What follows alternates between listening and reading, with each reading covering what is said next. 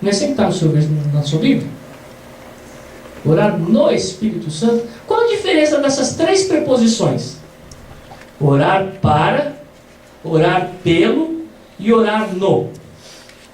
É diferente ou é igual? O sentido da frase? É diferente, não é? Orar para significa que estou direcionando a minha oração para o Espírito Santo. Não é verdade? E orar pelo Espírito Santo significa o quê? Orar através dele. E orar no Espírito Santo significa o quê? E agora complicou, pastor. Agora não faz sentido. Como diz no inglês, né? Não make sense. Como que eu vou entender isso? Para mim é orar para o Espírito Santo me ajudar. Tudo bem, isso faz sentido. Orar pelo Espírito Santo através dele, porque ele é meu intercessor. Também faz sentido. E agora, orar no Espírito Santo. Não faz sentido, pastor. Faz. Quer ver como faz?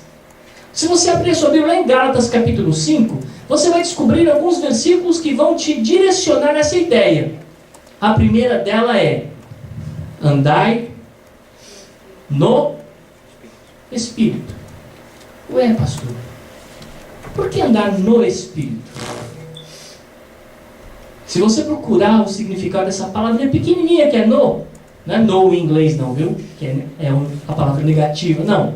É o no, que significa em mais o. Significa dentro dele. Se você tem que andar é no Espírito, dentro do Espírito Santo. Mas como assim? Porque ele fala, eu sou o caminho. Não é verdade? É ou não é? Então é nesse caminho que eu tenho que andar. E o caminho é Jesus Cristo. Que aqui agora ele deixa para nós o Espírito Santo para ser o nosso guia, para levar a cada um de nós nesse caminho. Então nós devemos andar no caminho.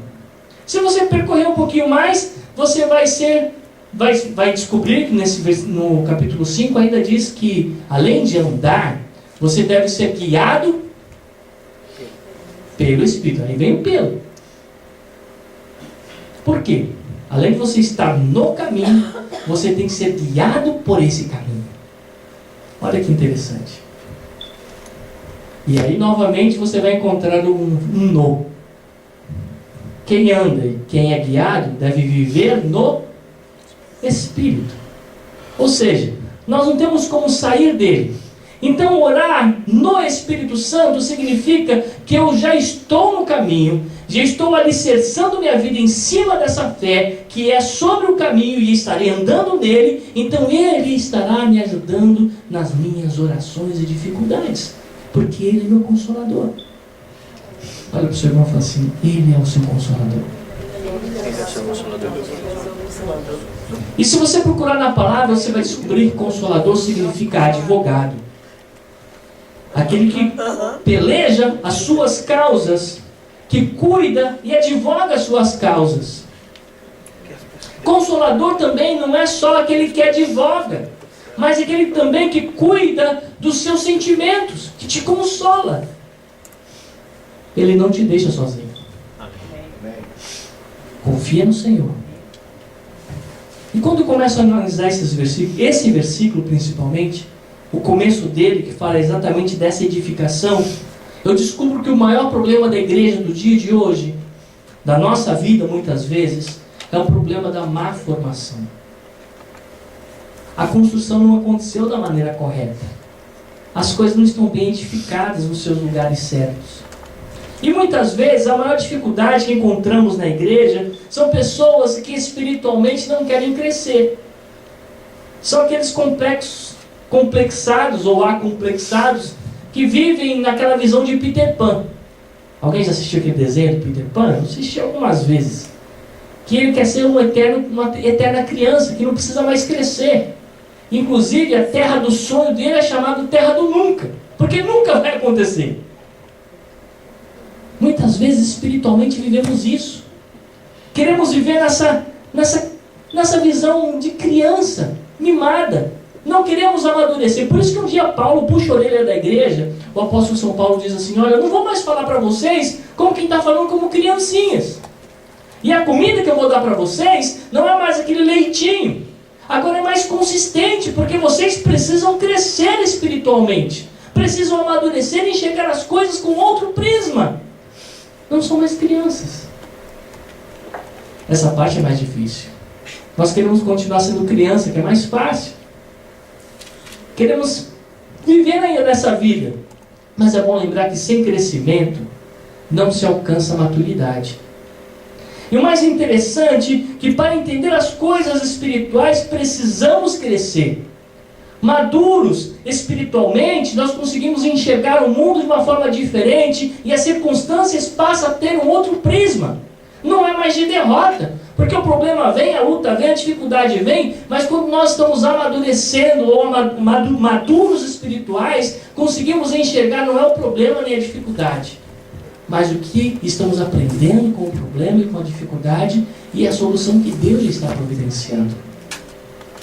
A maturidade nos faz enxergar o que Deus está fazendo e não o que o inimigo está aprontando. A maturidade nos faz enxergar aquilo que Deus está providenciando e não aquilo que o inimigo está levantando contra nós. Isso é um ponto importante. Sem maturidade, a vida de qualquer cristão segue sem estrutura. E a vida fica exatamente como aquela parábola da casa construída na areia, sem fundamento. Logo vem o vento, a tempestade, derruba a casa. Mas nós devemos estar fixando a nossa casa na rocha que é Cristo, que é o firme fundamento através da fé. Nele sim a nossa casa fica sólida, porque Ele é a rocha da nossa salvação. A falta de fé traz uma vida sem fundamento, sem razão, sem lógica, sem porquês. E a fé vem por ouvir. Então nós temos que passar a ouvir muito bem o que Deus está falando. O maior problema é que a igreja dos dias de hoje, nós como cristãos, como igreja, muitas vezes não queremos mais ouvir o que Deus tem para nos falar. A igreja tem deixado de escutar, tem parado de dar ouvidos à palavra de Deus. Tem escutado de tudo. Tudo que a internet oferece, tudo que a televisão oferece, tudo que o jornal oferece, tudo que os outros oferecem. Mas para de ouvir aquilo que Deus tem para nos dar. Nós temos que parar para ouvir e escutar o que Deus tem. Estamos vivendo um falso compromisso com a palavra. Sabe por quê? Porque ler e não viver é a mesma coisa que ignorar. Não é fácil. Quer viver uma vida de verdade? Uma vida com Deus, com compromisso? Não é só leitura, é vida. Temos que aprender a viver aquilo que nós lemos aqui na palavra. Aquilo que muitas vezes pregamos e não queremos viver.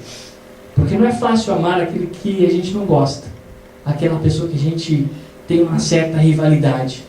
Mas Deus nos convida a amar o nosso próprio inimigo. O cruzeirense que não quer amar o atleticano que não quer amar o cruzeirense. Mas rivalidades de times à parte, muitas vezes nós colocamos isso dentro da igreja, entre irmãos, entre pessoas. E Deus nos convida a viver uma nova história de amor e compromisso. Porque quando nós temos esse compromisso com a palavra, através da fé, através dessa fé, que não é uma fé pagã, e sim uma fé santíssima, pura e separada para Deus e diretamente de Deus para nós, nós alcançamos o que o Escritor aqui nos diz: orar no Espírito, que é viver nele, no caminho, nessa verdade, nessa vida. Outro problema que a igreja vive nos dias de hoje é que a igreja parece que tem uma certa alergia à palavra oração. Em qualquer igreja que você vai, se tem qualquer tipo de festa, a igreja está cheia. Mas se a igreja fala, vamos fazer uma semana de oração, e passou a oração, você vai lá, tem meia dúzia, 2, 3, 1. É uma alergia que as igrejas têm. Todo mundo tem. Preguiça de orar. Só que oração é falar com Deus, é ter comunhão com Ele.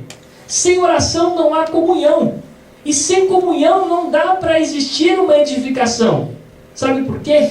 Cada um de nós é como se fôssemos um tijolo na mão de Deus para construir a sua casa.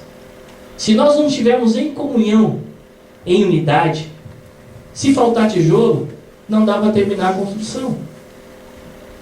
Está entendendo o que Deus quer ministrar na sua vida? Está entendendo o que Deus quer falar com você? Isso significa unidade em Deus. A Bíblia se tornou muito, para muitos, graças a Deus não é para nós, mas para muitos, apenas um símbolo. As pessoas não leem mais a Bíblia. E se não leem mais a Bíblia, automaticamente não tem mais fé. Porque a leitura da palavra e ao escutar a palavra, ela gera fé.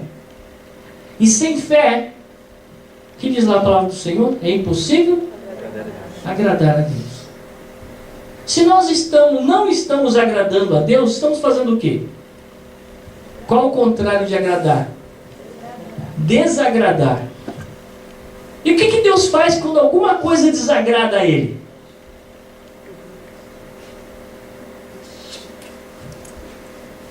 Não vamos falar de Deus, vamos falar de nós. Quando alguma coisa te desagrada, o que você faz? Você elimina, não é? Deixa de lado. Abandona.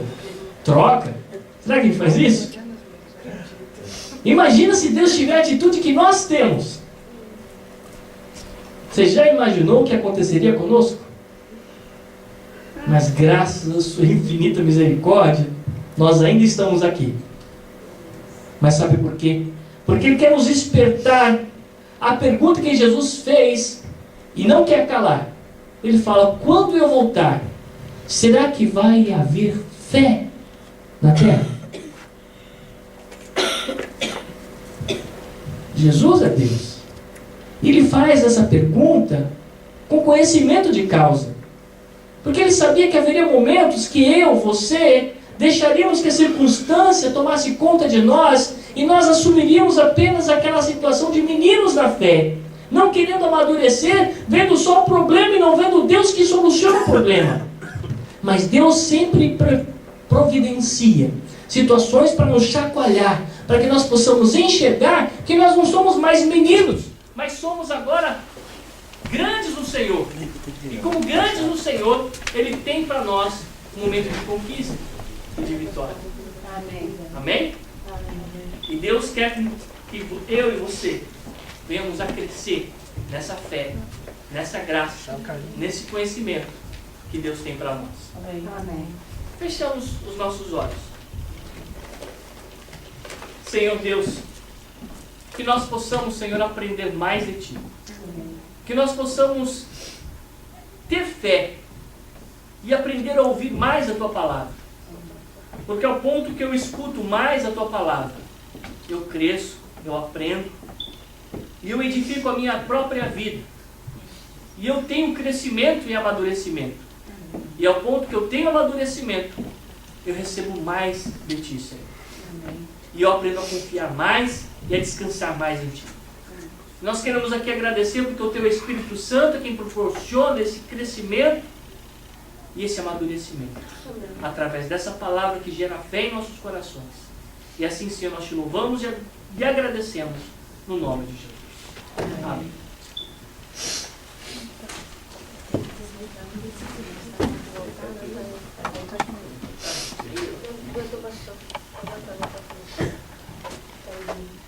Aleluia. Houve uma queda de energia porque o nosso gás não está funcionando. Então tivemos que colocar a quantidade maior de aquecedores. Uma quantidade maior de aquecedores, então a energia caiu. Próximo domingo estaremos com o gás funcionando, porque o relógio é antigo. A companhia de gás veio instalar, diz que é muito velho, tem que trocar o relógio. E aí vamos conversar com a dona do building para saber se ela vai comprar ou se não temos que comprar o relógio. Mas no próximo domingo já estaremos mais aquecidos. Amém. Vamos nos preparar.